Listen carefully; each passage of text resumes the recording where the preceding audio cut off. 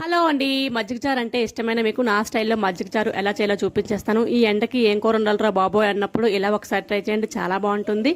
బొజ్జలో కూడా హాయిగా ఉంటుంది. మజ్జిగ చారు కోసం ఒక హాఫ్ లీటర్ పెరుగు తీసుకొని అందులో ఒక గ్లాస్ వాటర్ వేసుకొని టేస్ట్ సరిపడా సాల్ట్ కూడా వేసుకొని సన్నగా పొడవు కట్ చేసి పెట్టుకున్న ఉల్లిపాయ ముక్కలు కూడా వేసుకొని ఒక 10-15 నిమిషాలు పక్కన పెట్టుకుంటే ఫ్లేవర్ అయితే అదిరిపోతుందండి.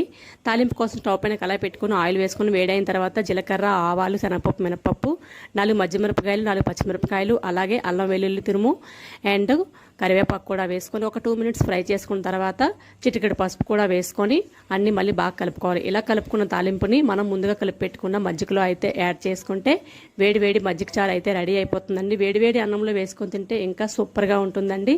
ఒట్టిగా పెరుగన్నం, మజ్జిగన్నం ఇష్టపడిన వాళ్ళు ఇలా ఒకసారి ట్రై చేయండి, చాలా బాగుంటుంది. అలా అన్నంలో వేసుకుంటే సూపర్గా ఉంటుందండి. నచ్చితే లైక్ చేయండి, కామెంట్ చేయండి. మరొక వీడియోతో మళ్ళీ కలుద్దాం. బాయ్.